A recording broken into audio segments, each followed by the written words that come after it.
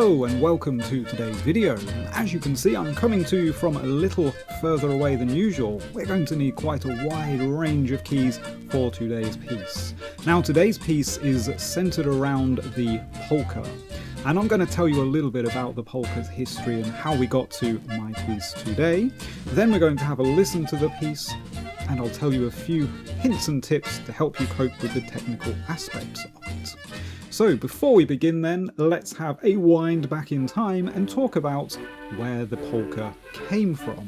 Now the polka began as a bohemian folk dance around the 1830s, but within a decade it had exploded across Europe as it entered middle-class parlours. Composers started writing piano polkas, and they kept the dance's 2/4 bounce but added the salon-style elegance, and it's this type that we'll be exploring today. Now these piano versions often exaggerated the hop, step, close rhythm into crisp left-hand patterns, and that's exactly the kind of stylised feel this piece has. Now the mazurka cannot go unnamed for influencing this style. The polka is in duple time, and we'll hear many of them in 2/4. The 19th century composers, though, frequently blended it with mazurka accents, especially the second beat stress, giving it a sort of pa-um type feel. This cross-pollination created character polkas that sounded more Eastern European than Central European. So we can hear that within the music we'll listen to today. Now, the virtuoso polka was also a thing, and composers like Johann Strauss II and Bedřich Smetana were writing these types of polkas. They were far too fast and intricate to dance to. Often known as concert polkas, they featured rapid repeated notes, sparkling right-hand filigree, and dramatic ritardandos and rubato. They were essentially showpieces, not dances. And this is a key step in the polka's transformation into a standalone piano genre. Now, I'd also like to mention the social craze. In the 1840s, the polka caused a genuine European dance mania. Newspapers joked that people were polka mad, and London dance halls reportedly taught over 100 polka variations. The craze encouraged publishers to churn out easy piano polkas for amateurs, one of the earliest examples of mass market sheet music culture. So, on with today's show. I'd like to play you first of all the polka we're going to be talking about, so you can hear exactly how it sounds, and then I'll talk through some of the tricky techniques. Stay tuned to the end to find out how to do all of those. Here is the lyrical polka in F-sharp minor.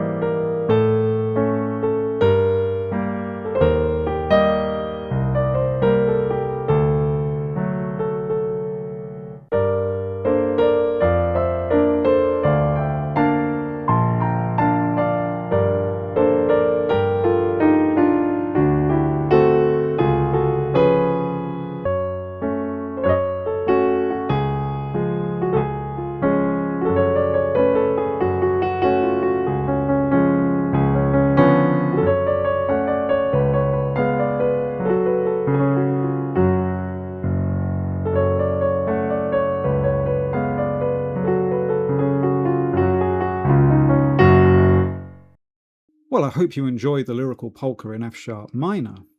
So the first thing to mention within this is this very jumpy left hand.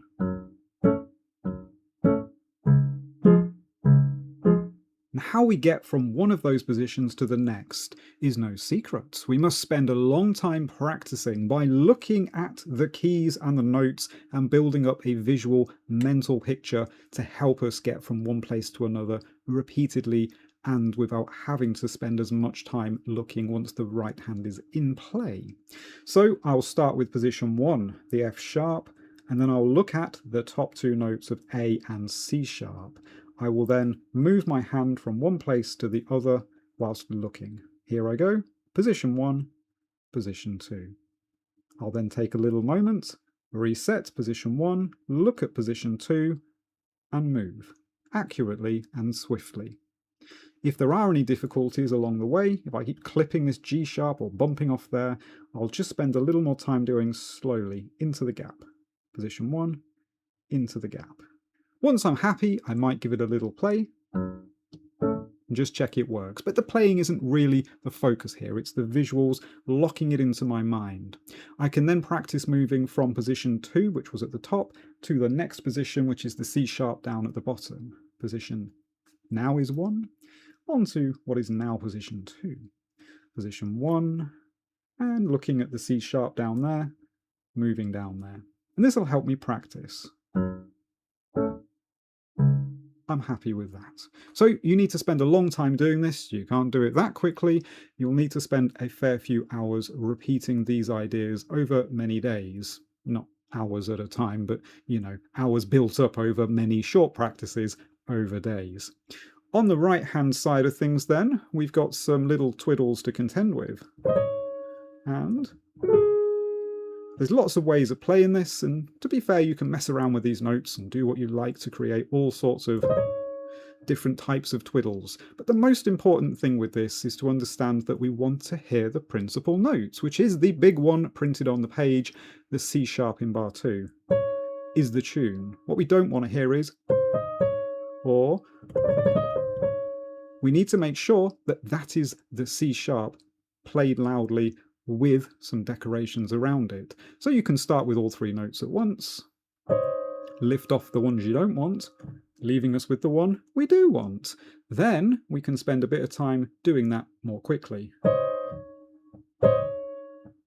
until we can hear the C sharp standing out. If I edge in the B sharp then, I can hear that played first, and I can gradually build up that percussive sound that I want. Same with this one, 3 at once, lift off, end with the G sharp. And then edge in the F sharp first, until it becomes very quick. In fact, you probably want to spend a bit of time fine-tuning those to get the percussive sound you want, so they don't sound almost too elegant. We want this sort of raucous sound to come into it.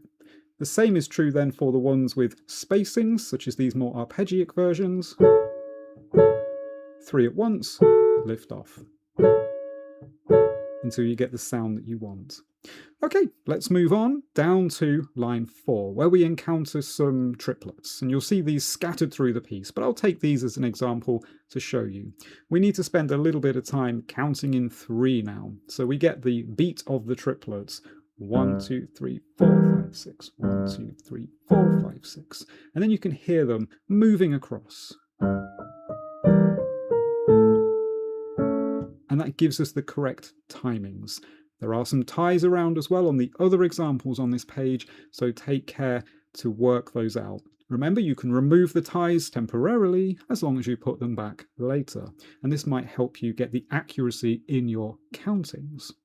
So, let's talk a little bit about key changes then. On the last line of page 1, we move into effectively G minor, which is an awkward connection, but you'll notice that triplet pattern we've played takes us through a diminished chord into the key of A, and that allows me to move then neatly downwards into the key of G minor. And we can feel that movement. Of course, it's a little parallel motion, giving a reflection to the modal heritage of some of the harmony involved in these pieces.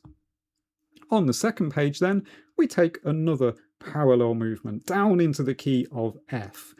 It doesn't feel as F major as it could do because it's essentially a modal version of G minor, and you can hear that reflected in my bass note to begin with. But then we've got no E flats. So this gives a much more interesting harmony than we would expect from a standard diatonic maneuver. I do use the circle of fifths though to get myself out of this mess, and later on the second line we can feel that coming into action as we travel through some chords. E flat comes back, D major reappears, then C sharp major, and then we move back back into F sharp minor. So I haven't abandoned you entirely, circle of fifths.